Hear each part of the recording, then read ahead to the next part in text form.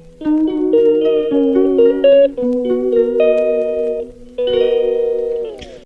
everyone, good morning. Welcome back to my channel Mema's Wonderland.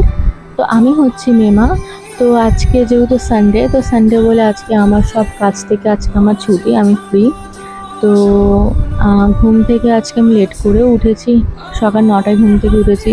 Fresh হয়ে আমি একটুখানি গান শুনছিলাম। এই গানটা আমার খুব একটা পছন্দের একটা গান, যে গানটা শুনতে আমি ভীষণভাবে ভালোবাসি। আমি মোবাইলেও শুনি, টিভিতে কানেক্ট করেও শুনি। তো এই গানটা আমি শুনছিলাম।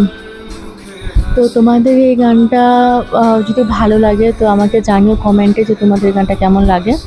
তো যেহেতু বললাম আজকে সানডে, আজকে আমার পুরো ফ্রি টাইম, কোনো কিছুই করবো না, এই জন্য আজকে আমি রিল্যাক্সে আছি। আজকে মাই সব রান্না বান্না করবে। তারপরে মা আমাকে চা দিল, আমি চা খেলাম। তো যেহেতু এখানে বৃষ্টি হচ্ছিল, তো বৃষ্টি হলে সবাই মানে বাঙালিরা বিশেষ করে খিচুড়ি প্রেমী হয়। আমরা তো খিচুড়ি প্রেমী নই, বাট সকালবেলা ব্রেকফাস্ট মা এটা বানিয়েছে বলে আমরা তিনজনেই খেয়ে নিলাম। তারপর বললাম যে আজকে আমার ফ্রি টাইম, রিল্যাক্সে থাকবো, কোনো কাজকর্ম নেই। তো তাই ভাবলাম ঘরে একটা বোতল আছে, আমি জোগাড় করেছিলাম অনেক আগে আঁকার জন্যই, তো একটু কিছু করি। আগের ব্লগে আমি যখন দু একটা এরকম বোতল আর্ট দিয়েছিলাম, তো তোমাদের সবারই ভালো লেগেছে, সবাই মোটিভেট করেছো, বলেছো তুমি যেটা পারো তুমি সেটা করো। তো এই লাইনটা এতটাই মোটিভেট করেছে যে ভাবলাম কি আর একটু বেটার করার চেষ্টা করি।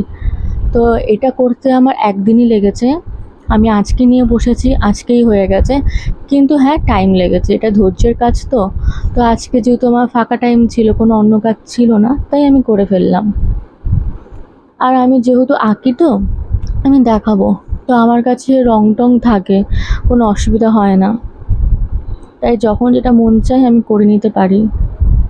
আমি অন্য একটা ব্লগে নিশ্চয়ই আমার আঁকা সব কিছু তোমাদেরকে শেয়ার করবো আস্তে আস্তে। এই যে মা মাছের মাথা পেঁয়াজ দিয়ে ভেজেছিল ওইটাই, আর মায়ের হাতে সেরা মাটন। বিশ্বাস করো যে মাটনটা কী যে ভালো হয়েছিল, আমি তোমাদের ভাষায় প্রকাশ করতে পারবো না। আর মায়ের হাতে রান্নার টেস্টি তো হবেই। তারপরে এই যে মা শাপলার ডাল করেছে, মাটন আর মাছের মাথা পেঁয়াজ দিয়ে ফ্রাই করেছে, আর স্যালাড। এটাই হচ্ছে আমাদের সানডে সুন্দর একটা লাঞ্চ মেনু। তারপর লাঞ্চ করার পর দেখলাম যে এই যে আমার গাছ, মানে এই গাছটা না আমি একটা পাশের বাড়ি থেকে একটু ছোট্ট একটা ডাল এনে মাটিতে পুঁতেছিলাম, ছোট্ট একটা ডাল। তো বাবা কি করেছিল, বাবা না ওই ডালটা ফেলে দিয়েছিল, কেননা পাতাগুলো মুড়িয়ে গেছিলো, মরা গাছ লাগছিলো ডালটা, তো বাবা ফেলে দিয়েছিল। তারপর আমি আবার কুড়িয়ে নিয়ে আবার সুন্দর করে মাটিতে বসিয়ে রোজ জল দিয়ে দিয়ে পুরো 1 মাসের মধ্যে এতটা হয়ে গেছে, অনেকটা বড় হয়ে গেছে। আর আমার না এরকম গাছ ভীষণ ভালো লাগে। তো এই গাছের একটাই শুধু খারাপ আছে, যে শেকড়গুলো বেরিয়ে না দেয়ালের মধ্যে পুরো চিপকে যায়, আর দেয়ালে দেখো কালারগুলো উঠে গেছে, তাই জন্য বাড়লেই আমি কেটে দিই।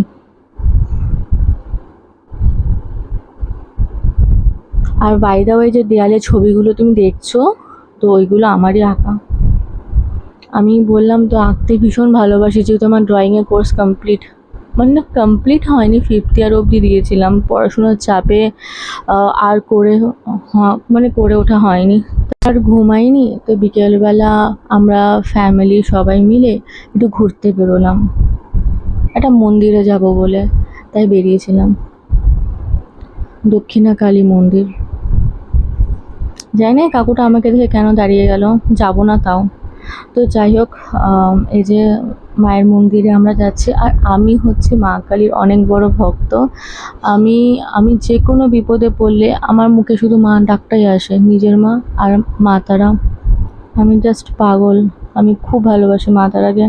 অনেক বিপদ থেকে মা কালী আমাকে উদ্ধার করেছে, সেটা আমি অন্য কোনো একটা ব্লগে আমি আমার লাইফ স্টোরি শোনাবো, যে কেন আমি এত মা কালীকে মানি, কেন আমি 1 বছর ভিডিও দিইনি, সব এক এক করে জানাবো।